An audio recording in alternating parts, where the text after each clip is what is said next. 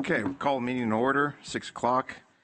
Do a flag salute. County Council, you want to, since you were tardy, you weren't here last time, so. There's that.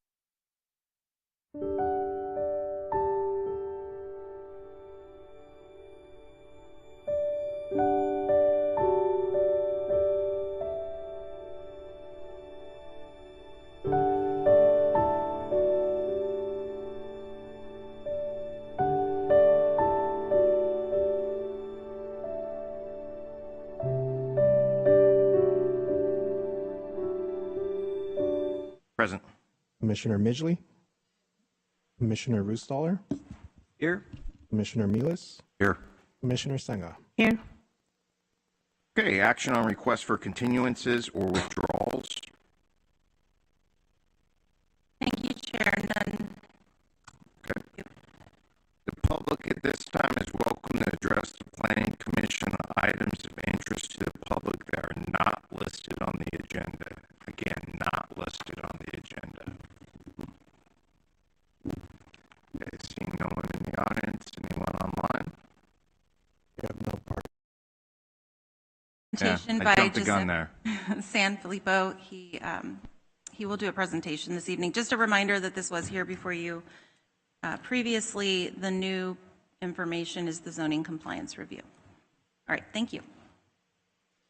Good evening, Chair and Commissioners. This project is a general plan map amendment and zone reclassification to change the project site's general plan designation from AL to AI and to change the zoning designation from AL5 to AI. Additionally, there's a zoning compliance review application for parking a maximum of 20 combined trucks and trailers and 1,000 square feet of office space. The project site is located on the northwest corner of East 8 Mile Road and North Mickey Grove Road, south of Lodi. The project site has a current general plan designation of AL, limited agriculture, and a current zoning designation of AL5, limited agriculture, 5-acre minimum. Project site is outlined in red, surrounded by agriculture with scattered residences to the north, south, east, and west. I apologize, north, east, and west, and the city of Stockton to the south. State Route 99 is located here.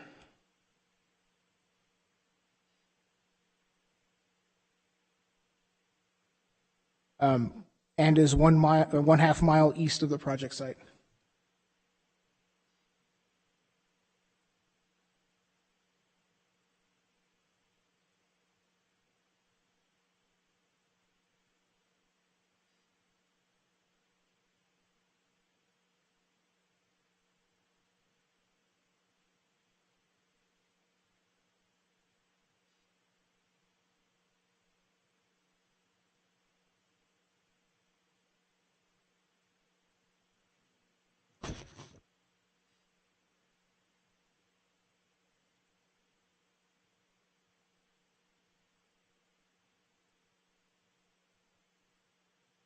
Chair, is it okay? We can proceed while he's working on that. Yeah, no problem at all.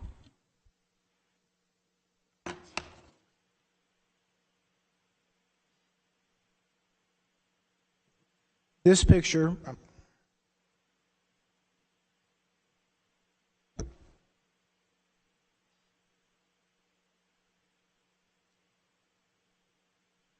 so the circle, that's State Route 99.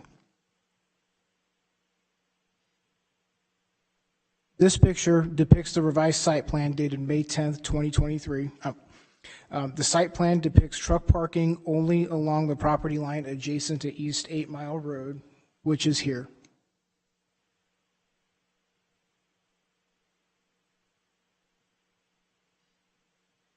The original project included the general plan map amendment and the zone reclassification from limited agriculture to agricultural industrial, with only a general description of the proposed project.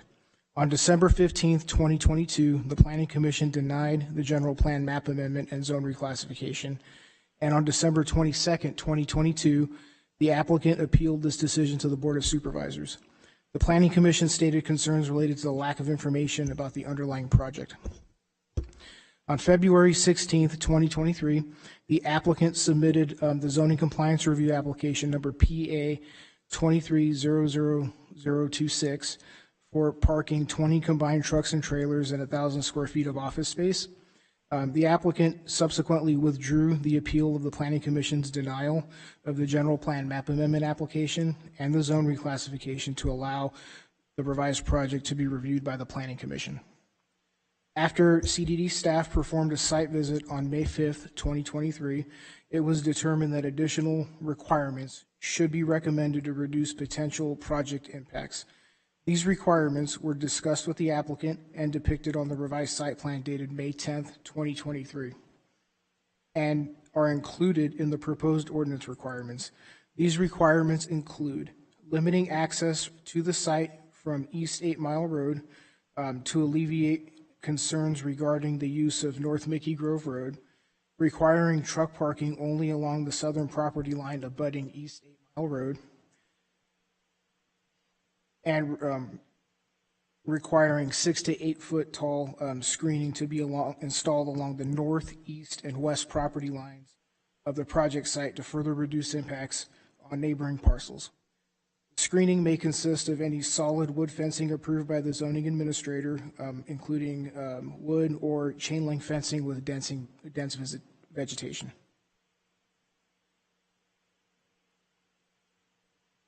The City of Stockton submitted a response to the project dated April 11, 2023, stating that the applicant is required to seek approval from the city regarding driveway access from East 8 Mile Road.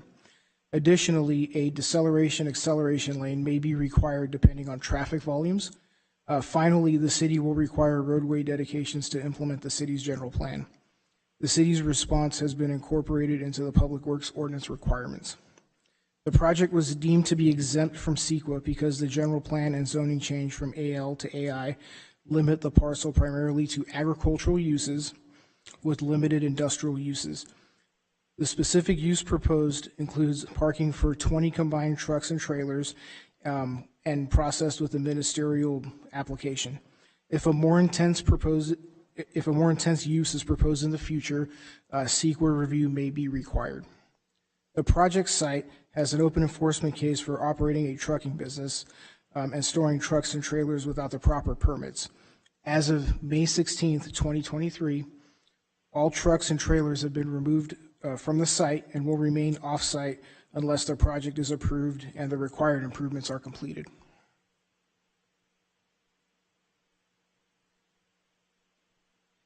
In order to approve a general plan amendment, the Planning Commission and the Board of Supervisors must find that the consistency of the general plan is maintained and that the change is consistent with the goals, policies, objectives, and implementation measures of the general plan. The proposed site meets the required locational criteria outlined in the agricultural industrial policies. The parcel is located within the required half mile of an interchange of State Route 99 and is not located within an area that is designated as prime farmland or within the primary or secondary zone of the Delta. As a result, CDD staff recommends that the findings for the general plan map amendment can be made in the affirmative. In order to approve a zone reclassification, the Planning Commission and Board of Supervisors must find that the following are true. The proposed zone is consistent with the proposed general plan of agricultural industrial. The proposed zone reclassification is reasonable and beneficial at this time because there's a great need to provide additional locations for truck parking and truck sales operations due to the demand generated by the increase in warehousing and farming operations in San Joaquin County. Without access to public services for water, sewer, or storm drainage, the site has limited development opportunity. Additionally, the general plan allows for development with on-site services for agricultural properties, and any future development would need to meet the requirements of the Environmental Health Department and the Department of Public Works. As a result, CDD staff recommends that the findings for zone reclassification can be made in the affirmative.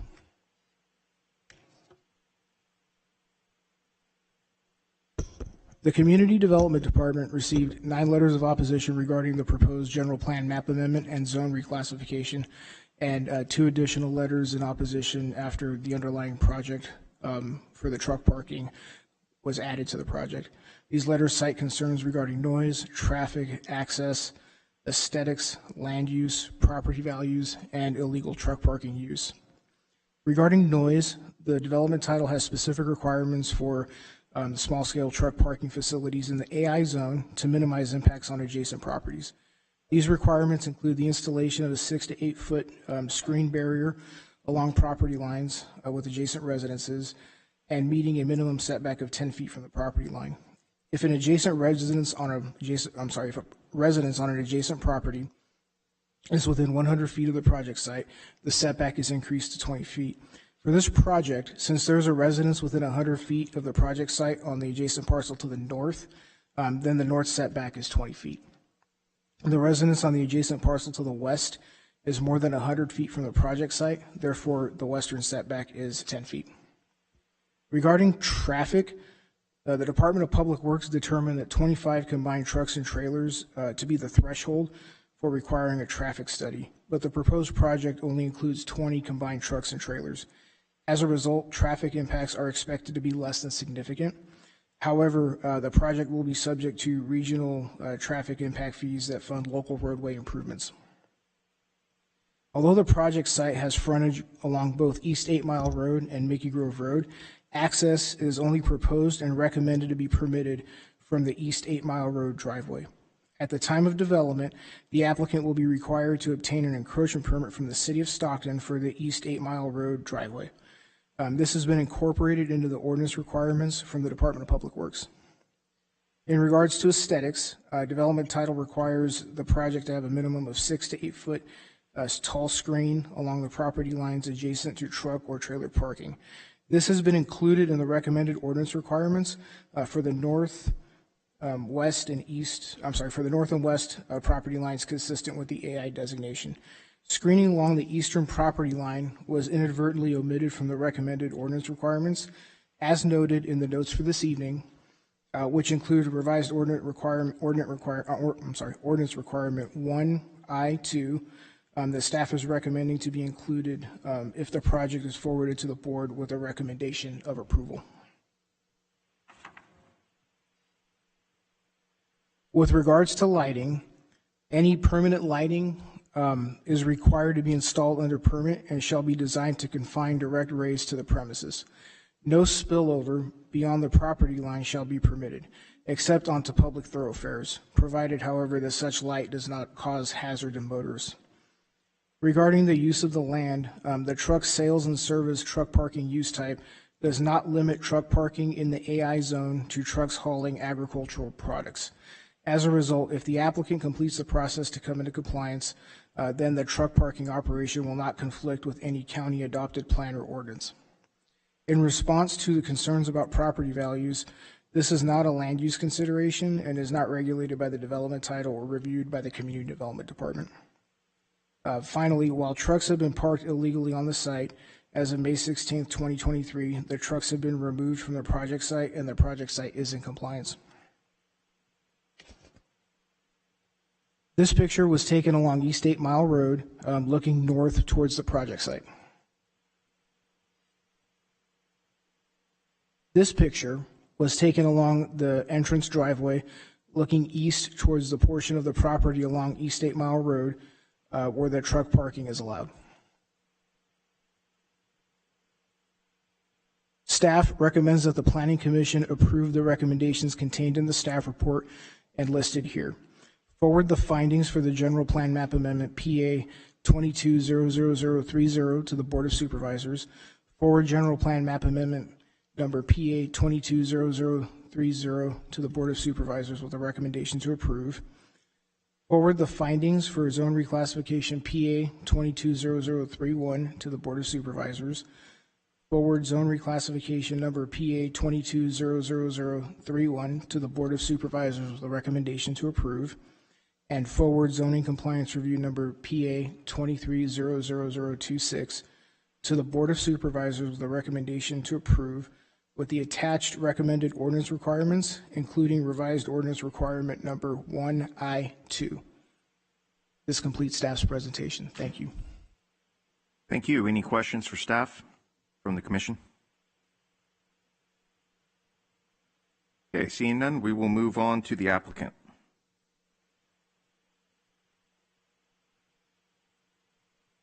Good evening, Mr. Chairman and Commissioners. Mike Hakem, 3414 Brookside Road in Stockton.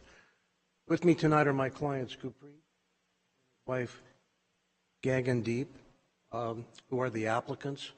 As you know from the staff report, the application is for a general plan amendment and a zone reclassification along with an improvement plan for truck parking use not to exceed 20 combined trucks and trailers. I think it's important to point out at the outset tonight that my client is in complete compliance with the ordinance and there are no trucks and trailers on the site as we stand before you this evening.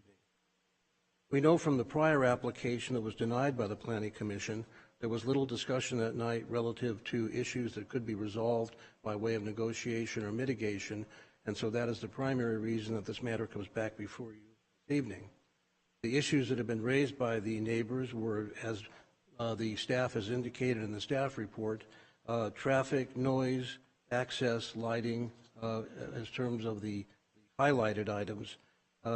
As you can see from the project description that's in your staff report, as well as the staff report analysis of the opposition, we believe these issues have been mitigated. We believe the project comes before you and that you can approve the staff recommended findings.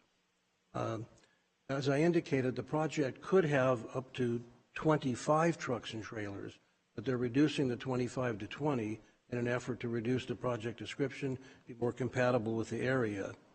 Also, the second point of the mitigation is that the project did have access on Mickey Grove Road, and that's been relinquished. There'll be no access next to the neighbors on Mickey Grove. The only ingress and egress and driveway will be on 8 Mile Road. I'm also suggesting that there be no refrigeration units in operation after 9 o'clock at night, which was an issue raised at the Planning Commission, and I wanted to bring that to your attention this evening. There's also no truck parking or truck activity on the eastern perimeter of the site, which is where the neighbors primarily are located, and all the trucks and trailers, as I indicated, we parked on 8 Mile Road. As staff has indicated, the parking lights will be on 8 Mile Road, and they'll be shielded, or hooded, so that they don't leave the property line as required by your development title. This project meets the requirements of the truck parking ordinance in terms of it's not prime, it's too small to farm, it's within a half a mile of the interchange, it's outside of the primary and secondary zone of the Delta, it's directly related to an arterial roadway at 8 Mile Road that connects directly with 99. It might be important to point out for the record, there's also going to be a new signal that's being installed at Holman and 8 Mile Road, which will provide further protection and safety for the circulating traffic, homeowners and truckers, and existing traffic on 8 Mile. So that's a new signal that's well beyond the planning stage. I think its improvement plans are in for review at the present time. We also will be required to comply with your development title noise requirements, as staff has indicated. Again, the staff recommendation is to support the recommendation for approval to the Board of Supervisors. In closing, my client went and met with as many neighbors as he could, presented an alternative site approval, explained some of the mitigations, and so we're respectively requesting your approval of the staff recommendation tonight and presenting this matter to the Board of Supervisors. I would like to take staff, especially for the extra time and effort, to bring this matter. We originally filed the appeal, and in talking with staff, the idea was, why don't we work on the project rather than presenting it to the Board of Supervisors? There's mitigations that could be created for the project, If there are mitigations that the client applicant agrees to, we could bring it back to the Planning Commission for another review, which is why we're here tonight and we're not appearing at the board. Mr. Chairman, I would like to hand out the additional list of mitigations so the Commission has those in front of them for their deliberation. Great, thank you.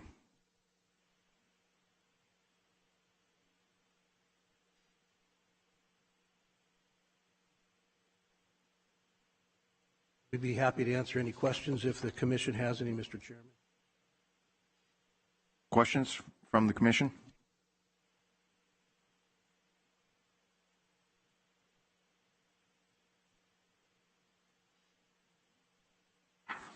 Thank you very much. Is there, excuse me, Mr. Hakem, a couple questions. Is there any possibility to do, okay, so instead of a solid fencing, would a masonry be, that would be more, yeah, soundproof? Thank you. I don't know why I'm fumbling on that. If the Commission were to decide that, we would honor that request, Okay. Mr. Chairman. Okay, and anyone, I imagine, am I right, that a masonry would be more soundproof than a? Yep. Okay. All right, that's the only question I have right now. Thank you. I have one. This is parking only.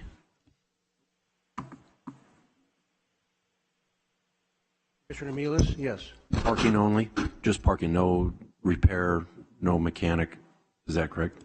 Well, I have a little hearing cold here this summer. It's parking only. Is that right? It's parking for trucks Only. only. No, not a repair shop, nothing like that. Okay. Repair shop and no rental of any other space for non-operational for ownership. Chair, could I clarify something, though? Just Please. because I don't want there to be confusion. So the policy is when you have truck parking that you can repair your own truck if something were to go awry. You are not a truck repair operation, meaning everyone else can't bring their trucks there. But I just didn't want you to think that they were not allowed to, fix something on their truck, something like that. Thank you. Thank you, Jennifer. That's a good qualification, and I didn't mean to misrespond to your question, Commissioner Milas. We were not doing repair for outside trucks. It's our trucks only to keep our trucks running on the road. It doesn't have a garage, per se. You can change oil, do all that. Yeah. Okay. Okay, at this time we'll hear from anyone else that is in favor of the project here in the audience or online. Okay, seeing no one online, we will hear those against the project. Anyone in person that would like to speak against the project?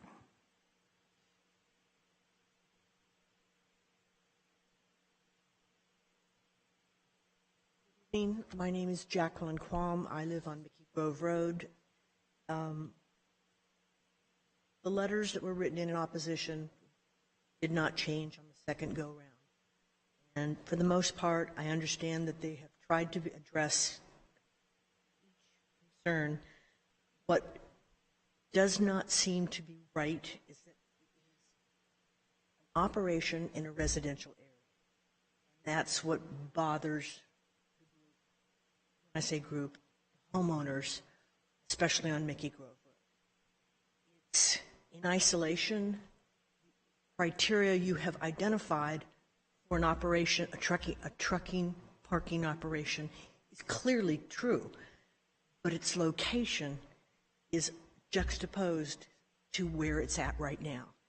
I also believe that as you have your Holman, Mickey Grove Road, and 8 Mile, where you have the stoplight and the thoroughfare going from Stockton, you will see further residential areas.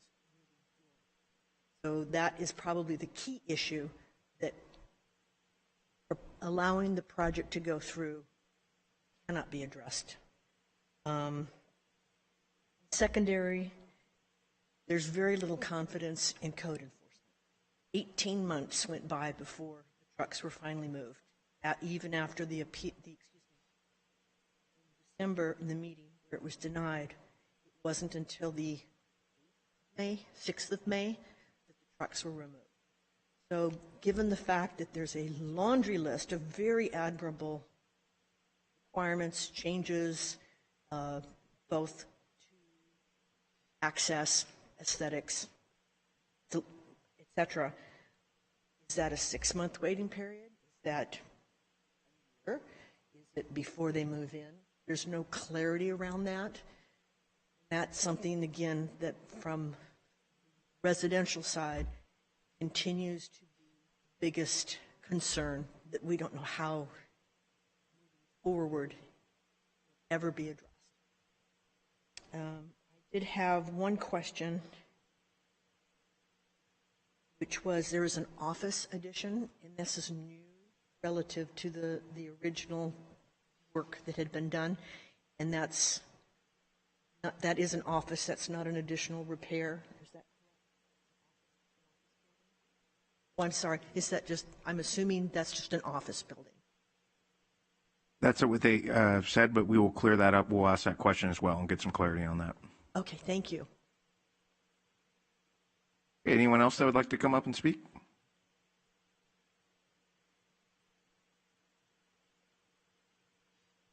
A few of the concerns that I have, I like to judge people off of actions, what they say.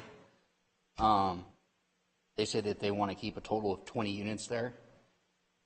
There's consistently been more than 20 units there at all times. When all the equipment was removed on the 8th or whatever it was, there was more than 20 units there. One of the other things they said is that there's going to be no reefers running after 9 o'clock.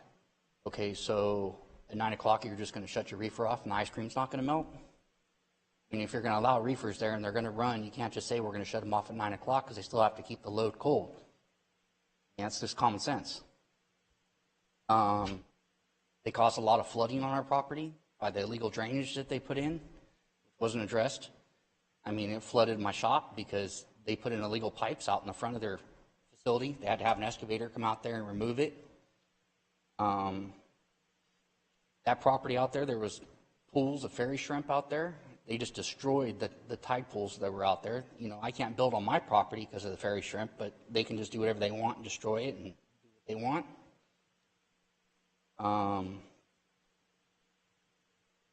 That's just a lot of the concerns I have. There's the noise, everything they're saying they're going to do. Yeah, it all sounds good on paper and everything, but that's not what they've done. I mean, they're doing whatever they want. And I talked to Mr. Thomas at Code Enforcement, and I was advised that there is going to be no enforcement there because the DA doesn't want to prosecute. And I even emailed Mr. Burns in writing saying, is this true? And he didn't deny it. So, I mean, it's just a slap in the face to us residents. This whole thing is based on lies. There's a ton of traffic there. They're going to put in a light there, you know. There's already people at speed as it is. They go flying around the trucks because they're obstructing. I mean, someone's going to come on to when my wife's leaving the house and she's going eastbound on 8 Mile, and a truck's, you know, going into the parking lot and people don't want to wait, so they're going to go past the truck. I mean, take out my daughter, take out my wife, because it's not there wide enough to make turns. And people aren't patient anymore. People drive horribly. So, I don't know. I don't know what to say. I mean, it was denied, and then instead of going through the appeals process, here we are again. I don't know what to say. All right, thank you. Okay, thank you. Anyone else that would like to speak in the audience? Okay, how about online? There are no participants online. Okay, we could have a rebuttal. Thank you, Mr. Chairman. I'll be brief. In terms of the first speaker's question, we're going to be utilizing the existing building for the office. There's no creation of any new construction or new buildings. We're going to be using the existing building that's there for the office. In terms of the no refrigeration units after 9 o'clock, we would like to provide an after-hours phone number, which will have a direct link to my client, and they could make a call after 9 o'clock if any of the trucking equipment has any refrigerators on. We can get that handled. We'll give them a number they can call, and someone will answer that call and relay it to my client, and we can deal with it. So those were the two issues that I picked up in the presentation.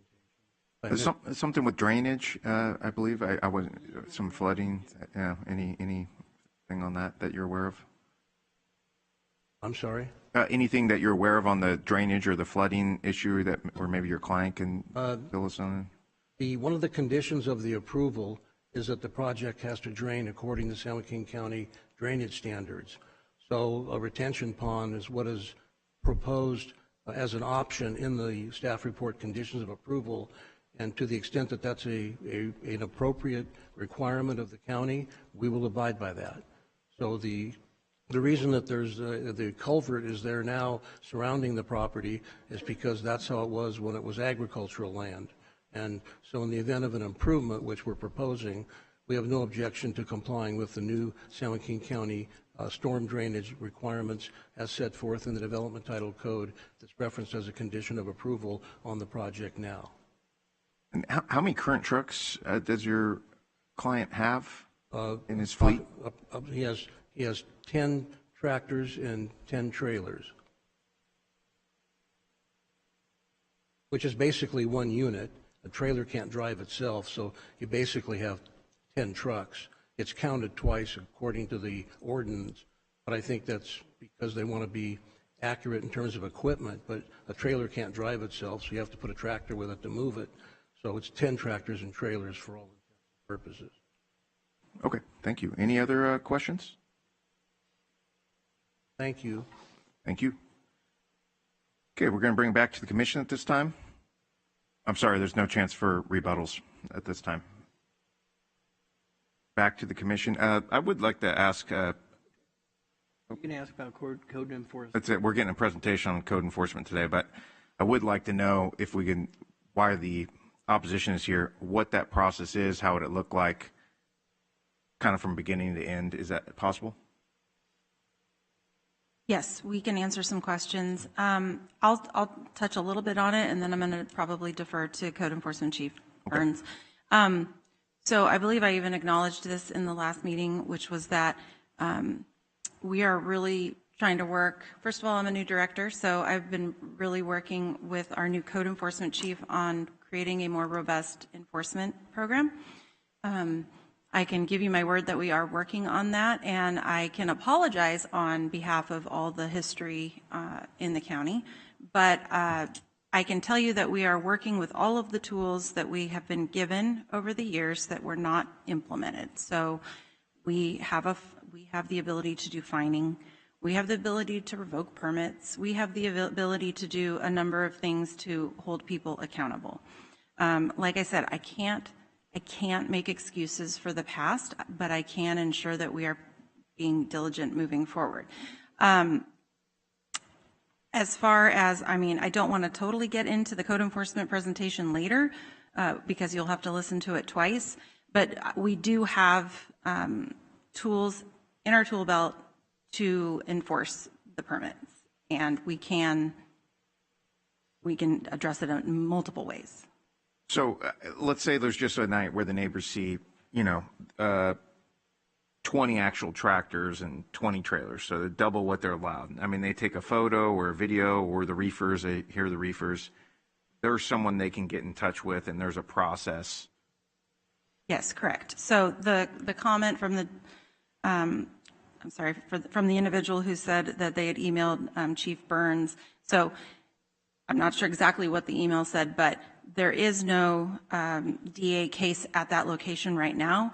And maybe I'll kick this over to County Counsel Merrill, but once you've exhausted all of our tools, that's when something like that would be considered. And I don't want to misspeak. So maybe you can elaborate a little bit on when it gets to that level. Be covered by Chief Burns, but essentially there is the ordinance lays out steps, the development title for the officer themselves to go through, and because it is land use, they are given a short period of time to fix that. Only when code enforcement has determined that they have done everything that they can at the staff level that the ordinance allows them to do, then what they'll do is, depending on the type, they'll refer it either to the district attorney to move that forward as a civil matter, or alternatively to county council for a court order where we can go in and fix the problem. But it really does have to get worked out at the staff level first before it will then get referred. This matter has been relatively short, and I am not minimizing what was spoken about, but it has never been referred out of code enforcement up to the DA or to county counsel's office. So, let's just, for example, okay, so neighbor, it's 11 o'clock, they're trying to keep the ice cream cold, and reefer's on. Okay, he catches it, video or, pretty good common sense evidence, sends it to code enforcement. They can, because it's land use, they can correct that action, be like, okay, well, we turned it off. Well, there's a couple of ways, and this is what Director Jolly was talking about, which is that historically the department, the division, has had tools that they have not utilized. So now there will be either a citation which says, we have sufficient evidence, you are now cited, and it's more of a punitive action where they are going to be fined. Again, Chief Burns will go into this, so his ears are burning. But alternatively, there can be a notice in order to abate the problem. When there's an ongoing problem, we will give them, for example, there's building without a permit. You have 30 days to fix that, and then if you don't fix it, then the action escalates. So there's some short-term things for things that have been observed. That's a little bit more punitive, a fine. Ongoing things that require something to be fixed, that condition is fixed. If it's not, that will escalate, right? And then, of course, there are other types not at issue here that would be things like housing that has a different timeline, or, when you get into larger scale, shifting toward the criminal realm, you get into things like business and professions code and so it's sort of the scale like that. So in the case of something like the reefers, that is a one-time observation. That's more of something I'd expect to see a citation, a fine, a punishment, right? Then what we would see, if we see a pattern of that, the expectation, and I think where the Code Enforcement Division is moving toward, is then we would be looking at it and saying, this land use is in violation of its existing permit, whatever level that is, and or it is showing us that there's bad behavior and we need to look at a modification, a revocation, an action about what we have allowed them to do. So that would escalate into that, where we would bring it potentially, lots of different tools, back to you for a revocation modification. And I would have you think back to the Days Inn was one where we said, hey, bad behavior, like this is not good. You're allowed to operate a hotel, but the way that you're doing it is having negative impacts on the neighbors because it's bad behavior. That's where we escalate that up, not in the county council, not in the DA, but in the land use realm to actually modify and revoke. So lots of tools. They haven't historically been used, which is why you see the 18-month timeline, which is like, well, what am I going to do about it? Well, that's not the right answer. The answer now is moving forward. We're dedicated to it being, which one of the many tools do you want to use? And so we should see much faster turnaround. In that scenario, if let's just say that the diligent neighbors and they're catching these small, too many trucks or reefer violations, and what's the time frame of it coming back to us for? It's definitely not immediate. Yeah. Because there is a But land means it use like 2 rate. months, is it 6 months, 8 months, a year? I can't imagine that it would be teed up in more than 6 or in less than 6 months at probably a minimum, to be completely honest. And I just, to put a little bit of a nerd hat on, I guess what I want to make sure that everybody is hearing is that this is different than like a noise violation where we have the sheriff go out, because a property right is so sacrosanct. When the government regulates your property right, there's a lot of due process required for us to take actions that are going to limit that property right. So we're always very careful to be cognizant of that heightened level of scrutiny that our government actions get on that. And that's why sometimes these things go on for a while, because there's a variety of activities, there's a difficulty in collecting evidence, but also there will be these processes. So again, I expect you'll hear from Chief Burns tonight saying, we're going to first start, right, with a citation, and we're going to start with, right, the notice and orders. And when we can, our goal, well, not when we can, always our goal is compliance. So when we can work with an owner to say, okay, we're going to let you do this instead of that, we're going to see those tools being used, which is very frustrating, can be very frustrating for neighbors, because those things do take time. But property is a sacrosanct. It's actually, I mean, not this case specifically, but I mean, I know we've approved things before, speaking for myself, where you're like, wow, I really hope they do what they say to be good to the neighbors. And it's nice that the neighbors now have some teeth, which is going into the presentation we're hearing later, but it's nice that the people actually here can hear some of that too. And if I may, through the chair, we have seen commissions through the years, I'm 29, so not that many years, do some interesting things when a project has come either back to them or to them the first time, but there is a history of bad behavior, and I don't say that in a judgmental way, but behavior that's in violation. And commissions have done a couple of different things. They've said, come back in 6 months. They have added conditions that that they think may mitigate it a little bit more. So that's where you have a lot of expertise in the room, if that's something that you want to see, or if you do want to report back. And I'm thinking of the Bull place, and they had to come back. The commission said, you know, I want to hear from the applicant and notice that public hearing to the neighbors to come back and report that, in fact, the conditions that have been put on the project are being followed. So there's a couple of tools that just to put that out as you bring that up. Thank you. That's a lot of clarity. It helps a lot. Thank you. Anyone on the commission have anything else to say? Yeah, I have a couple. First of all, I want to commend the applicant, Mr. Hakem, for working with community development staff, because when you first showed up here, it was quite different than what we're seeing tonight. There are a list of mitigated conditions, and it shows that you are willing to work with folks who live next to you. So I think the first time I wasn't a favorite, but tonight, seeing the work that's gone into it and reading through the report and everything, the only thing that I would hope and request would be the masonry wall. And I see nothing wrong in saying coming back in 6 months and just give us an update on how it's going.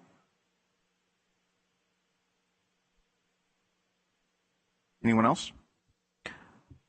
I just want to echo what my fellow commissioner said, that, you know, good job on keeping up with what was asked of you. Definitely much different than what we saw in December. So I think whoever and however we denied it, there was a reason behind it, and all those reasons are addressed. So thank you, Mr. Hakem, for doing this good, elaborate presentation, which covers, and the list that you guys are working on. Very nice. And also, like our director said, now that the code enforcement is in full effect, you know, there'll be consequences if things are not done right. So things are different, things are picking up. In that sense, you know, I think it's a job well done, so we support it. I support it. Okay, anyone else? Okay, seeing no other comments, do we have a motion? I'll go ahead and make the motion to accept it as with all the added benefits here, as stated. Masonry wall? Yes. And can we I'll second it, and also make sure that we put in the section about the screening. I think that it was something that needed to be added. That was with the wall. You just referred that. But that did need to be added or set into the minutes. Through the chair. So the ordinance has flexibility. The commission has discretion to put whatever type of screening they would like to see. So yeah, absolutely no problem to say it must be masonry. And if I could just get some clarification, maybe you were going to get there and I'm jumping ahead, but if you'd like a 6-month report, is that upon 6 months from completion of all the improvements and establishment of the project? I'd be. Okay, thank you. Okay, we have a motion and a second. Can we have a roll call? Commissioner Midgley? Commissioner Milas? Yes. Commissioner Sangha? Yes. Commissioner Rustaller? Commissioner Gretzky? Yes. Motion passes 5-0.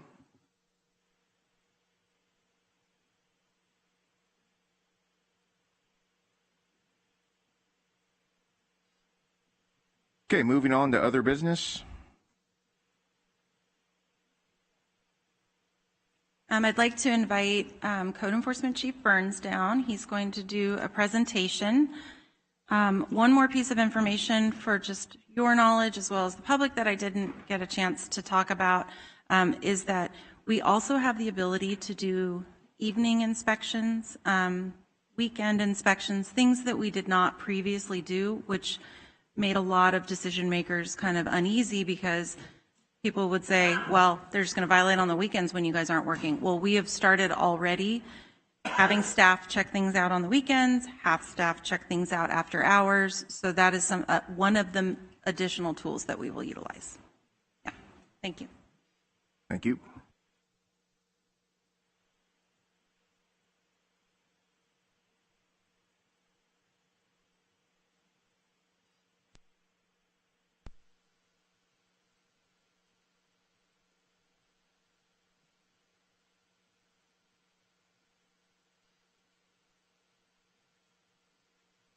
Yep. Who's up here?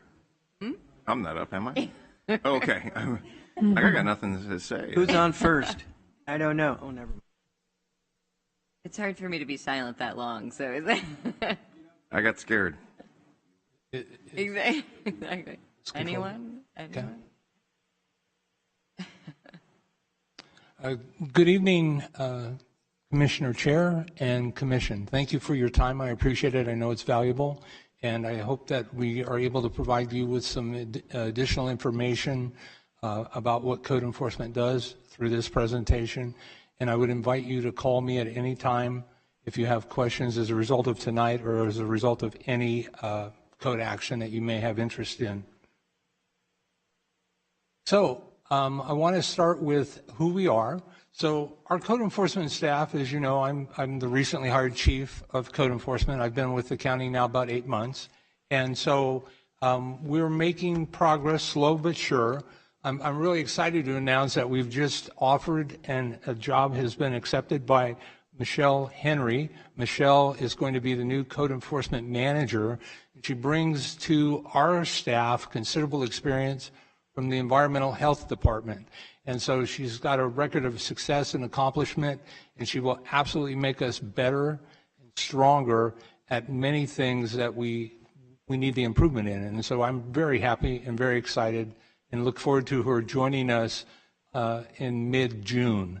And so that's a huge accomplishment as I see it. I'd also like to acknowledge that we have 2 code enforcement seniors who you may or may not be familiar with, Marcel Marin and Juanita Huerta, and they've been with the county for 20 plus years in code enforcement.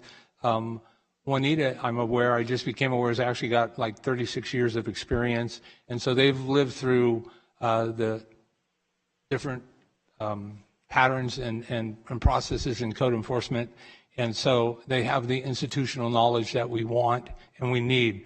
Additionally, we have 5 code enforcement officer 2-level positions. Of that, 3 are not on probation. 2 are. They just promoted from code enforcement 1 position to the 2s. So they're still in the growing and the learning process. And then we've got 1 code enforcement officer 1 that is about to clear probation, I assume, and at that point will be promoted to a 2 to continue their career and evolution. And we just recently hired a code enforcement officer that was a lateral from another county department. And so we're in a transitional stage. For a number of years, code enforcement had very few people. And so of our code staff, we hired 3 people as a direct result of environmental health having substandard housing reassigned to us. And so we've got 1 person that started like 2 weeks ago, and they're in the training program, and the training program can be no less than 3 months and potentially longer if it's necessary as a formal training program where we really give them hopefully the tools to be successful, and then we will monitor their progress moving forward.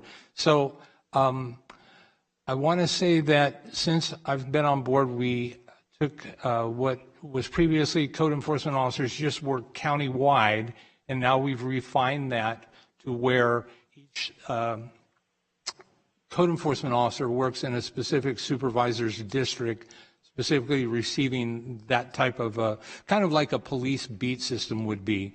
And then we have one that floats throughout the county to fill in when one or another officer is unavailable for whatever the reason, and otherwise will float to provide additional coverage on a countywide basis. And then we, as I mentioned, we have one that we just recently hired, and so they're currently in training, and the floater is also the training officer in this case. So this is probably one of the more important slides, and what I learned from other jurisdictions that I worked in, and there was a phrase I'd like to take ownership of, but I can't honestly, but I will say that all roads lead to code enforcement.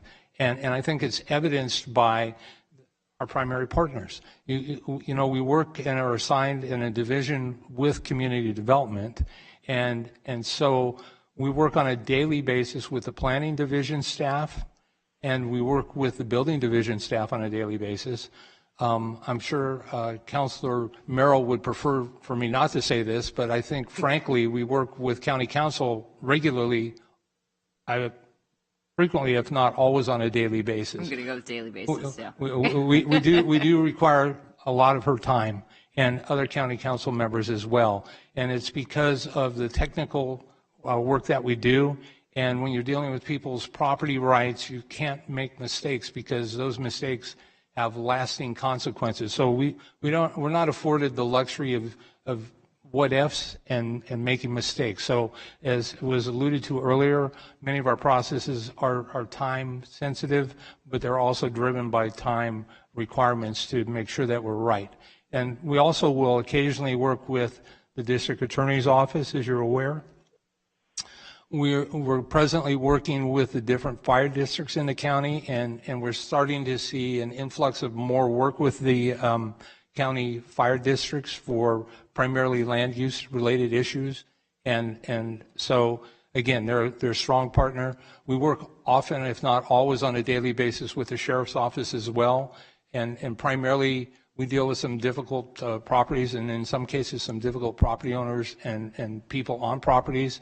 So their primary function is to provide safety for our staff to ensure that we can do our job in a safe environment. And again, I'd like to thank the sheriff's office, because without them we would be very challenged. Additionally, we work with environmental health, and occasionally we cherry pick some of their staff, and I'm proud to say that because we're better for that. And then, of course, again, we work on a daily and regular basis with Public Works as well. So together we do form a very collaborative team, and we couldn't do it without any of these partners. And there are no doubt other people in departments that I've overlooked. It wasn't intentional, but these are our primary folks. And so what do we do in code enforcement? It's kind of a universal question that often people don't even know code enforcement exists until they have a problem, and then they become aware of us. So some of our primary responsibilities are land use and zoning violations, which we've kind of talked about tonight, and in the time I've been here and come to the Planning Commission, we've had those kind of conversations. And so we also are becoming more regularly involved in special event violations, and often those happen on weekends. And so I'm working with Director Jolly right now to look at alternatives to provide more accessibility to code enforcement on hours that are not necessarily traditional when these violations occur. I know that as a commission you asked kind of about the enforcement piece, and so we routinely don't work at 10 o'clock at night, but that doesn't mean we can't. There have been a couple instances since I've been here, specifically for special events, where we have sent staff out well after hours on weekends to take a look at the property, see what's really going on. But I will say, in the instances when we're not out there, we would always encourage people, number one, to be safe. But if they can take a video with an audio, we can use those things to move things forward. We have a different threshold as opposed to a criminal event where it's beyond a reasonable doubt. Ours is a preponderance of the evidence type of scenario. And so we have that ability. As I mentioned earlier, we recently received substandard housing, which is it's a big challenge in every community where I've worked, and we're going to work to ensure safe housing as we move forward, because if you don't have that, it's only going to create greater problems for the community and for the individual. And I'll talk a little bit more about that in a future slide. And then one of my favorite things that I've had an opportunity to do since I've been here are the community cleanup events. And they're an amazing opportunity. It's a feel-good event where we as a county, and I feel blessed to be the code enforcement chief, we get to host that through community development. And we're opening it up for other members within our department to participate in, but it's where we will have people come to a cleanup event, typically sponsored at one of our community centers, and on a Saturday, and typically between 9 and noon, they can bring almost anything except for paint, pesticides, things of that nature, and we will take it as long as they reside within the county and preferably in the specific region that we're at. And so it's amazing what we collect, anything from waste tires to old appliances. And our sense is if we don't take it, the reality is we're going to get it eventually anyway. And we, again, one of our major partners is the sheriff's office. We use inmate crews to assist us. And we also use the public works. They'll often send a tractor out to help move things around. And I'll talk a little bit more about that this evening as well.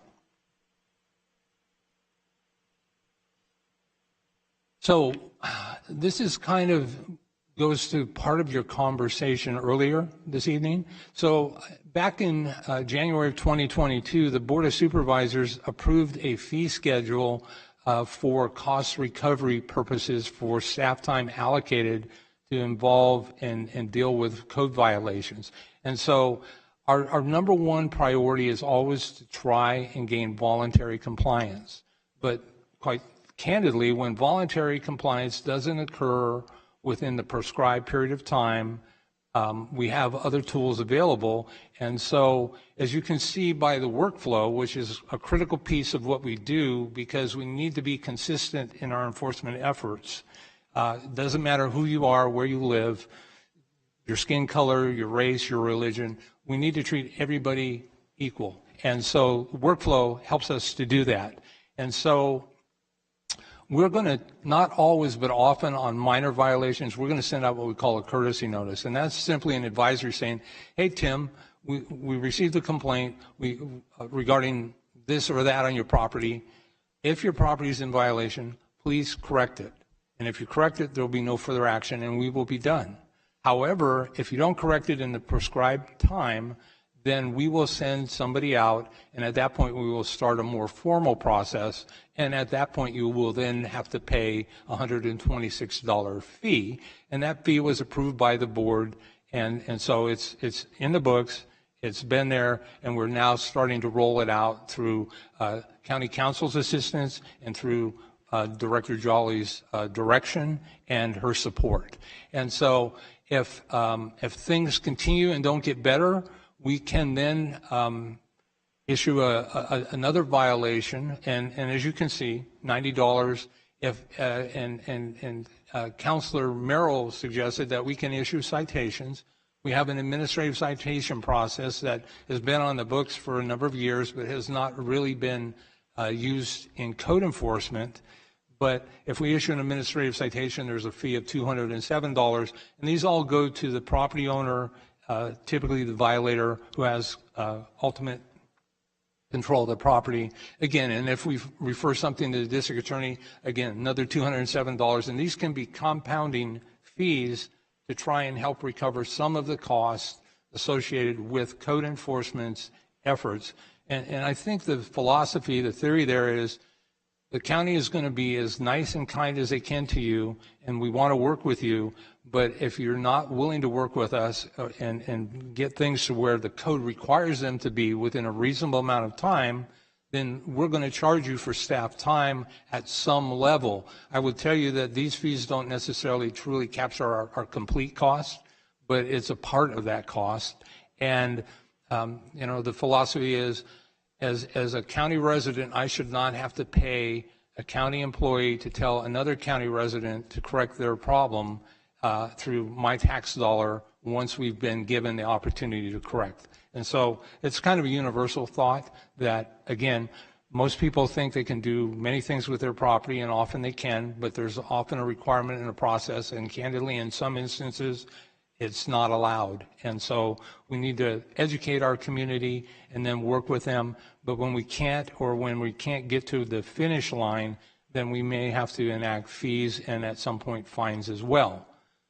So, speaking of fines, in the County Code of Ordinances, as well as in the Development Code, there are different fines for different offenses. And so in our letters that people will receive, it will talk in generality about a fine potentially of no less than $100 and potentially no more than $2,500. But as you can see, the fines actually increase significantly. When you look at a special events permit, after the third violation of that event, they can receive a fine of $2,500 per day that the violation goes on. So those numbers can get really big, really quick. And I would say the same thing about land use violations, anywhere from $100 to $500, but those are, again, they compound. First day it's $100, second day it's $200, so now you owe $300, and the next day it's $500, and it can go on, and it resets after a year. I'm sorry, Commissioner, did you have a question? I was going to, so the sheet we just saw, that's sort of the initial fee or penalty that gets assessed, and then these are added on to that? That's correct. These are fines, and they're intended to be punitive by nature, by the nature of their existence. And they're candidly, they help to leverage and incentivize people to want to do the right thing when they would otherwise choose not to. So, and I can tell you, in every other jurisdiction I've worked in, sadly, I've worked in many, and it's not because I'm young and I've moved around a lot. It's just opportunities have presented themselves, and I've seen it work exceptionally well in every other community I've worked. But as Councilor Merrill would say, you have to have a process in place first, and it has to have the workflow in place. And she's really good at that, and she's really good at motivating me to make sure that that happens.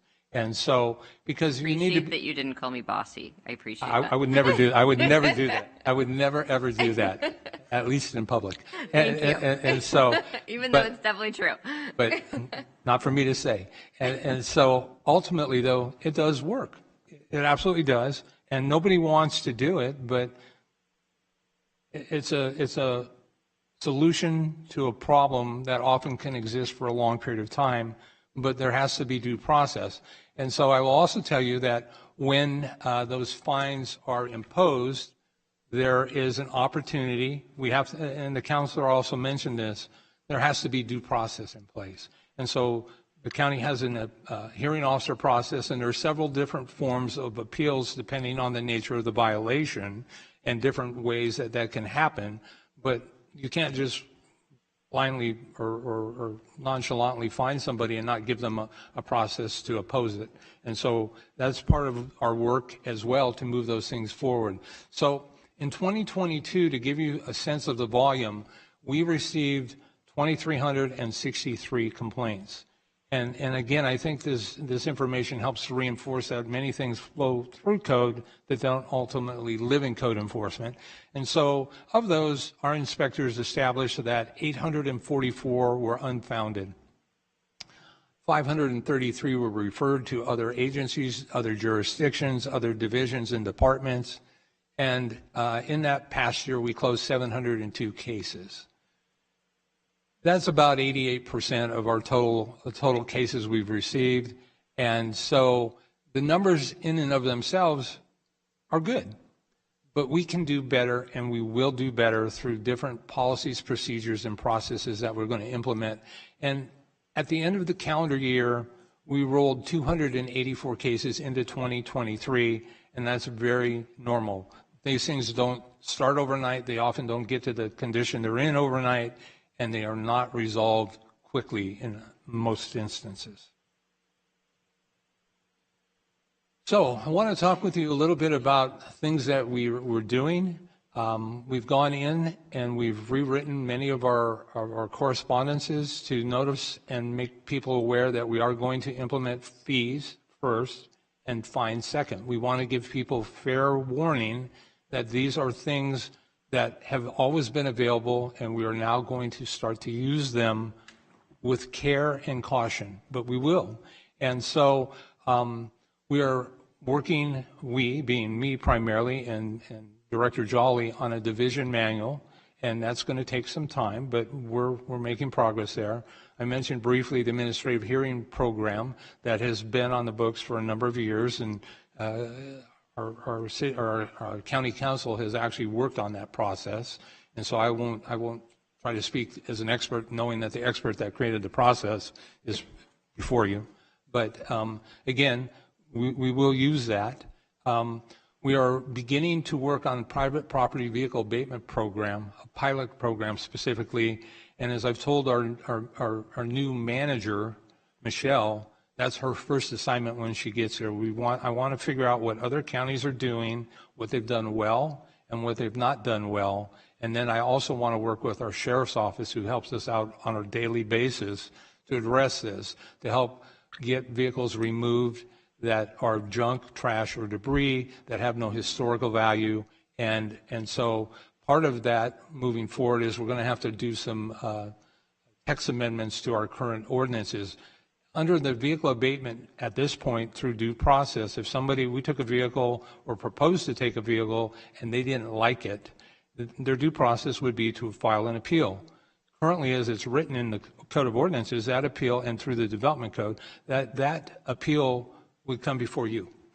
I don't know why you would want to be part of that process, and so I think a more appropriate process would be to move that through a hearing officer, because if for no other reason, to bring an appeal before this board is very expensive and could in fact exceed the value of the cost of the vehicle. And so we don't want to chill the effect on people exercising their right to appeal.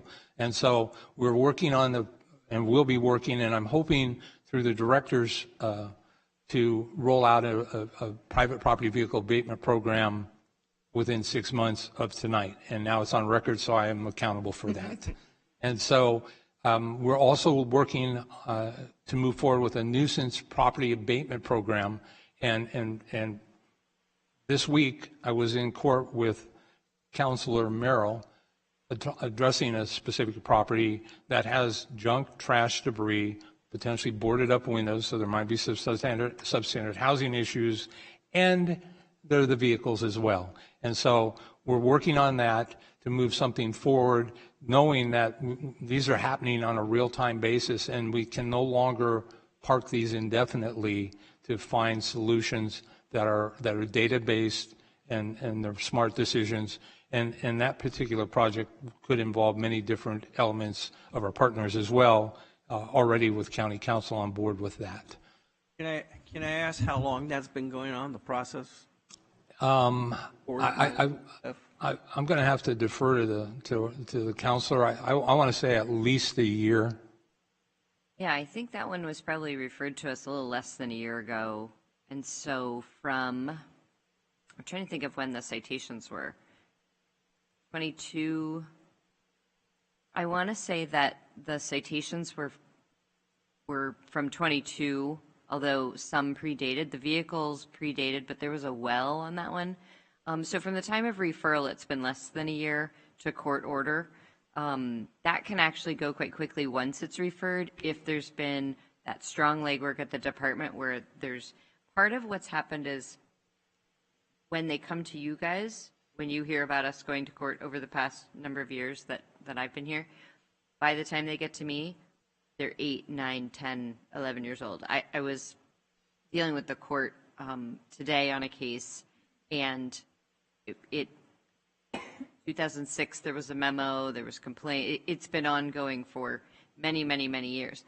That's changing. Now when I'm getting them referred, I have a steady drumbeat of actions, and when there's been inaction by the violator, they're either coming to me or Chief Burns is saying, it's teed up, let's make a substantive decision here. So I expect, and I'm already seeing a change from, instead of starting my chronology with 8 years ago, it's now, I really am saying 2022 kind of stuff. So, yeah. So, carrying on. A couple of the other tools that we're going to explore using more regularly will be warrants, inspection warrants, and abatement warrants to try and help facilitate things on a quicker but fairer level as well. I'm really going to try and use less of the district attorney's office and county council. Unfortunately for county council, they're part of the key to our success, and so I'm going to continue to maximize that until we figure it out. And part of the conversations we've had also are trying to establish whether we're going to need more county council time, because again, the county council office may not have that capacity. So again, we need the data to make smart decisions and allocate resources appropriately. So we currently have a compliance agreement monitoring program, and so currently at any given time we probably have maybe 10 compliance agreements that are in different phases. Quite honestly, we haven't done a very good job with that, and so moving forward, we need to do a better job. I think you have kind of seen in the last 3 or 4 months the department's direction to no longer want to grant forgiveness versus require permission. And we've seen it as recently as this evening here, I believe, where we're telling people within reason you have to remove the violation. I've heard it expressed from you as commissioners as well, that just because a commission is going to approve a project to allow it to move forward doesn't mean you get to put it back in non-compliant status as you work your way through. And so we will be more assertive in that moving forward, and I think we've already seen that start to gradually move in that direction because it's the right thing to do. And with some of the tools that we've spoken about so far tonight, I think we have the ability, if please do it doesn't work, well, we may have to impose some of those fees and fines to get us to that next level. Again, conditional use permit monitoring, land use monitoring, those are things that we have another case that I'm not prepared to discuss with you tonight, but we actually put inspectors out on last Saturday and Sunday at overtime to see what's going on, because often things happen on weekends, they happen after 5 o'clock, and when the perception is code works Monday through Friday from 8 to 5, we need to dispel that, and we're looking at other ways to do that more consistently and be more proactive in those regards. And so we are a work in progress. So with that, I would like to just end by saying, I think we're probably a cocoon that has morphed into a caterpillar, and I'm hoping by 2025 we're going to fly like a beautiful butterfly.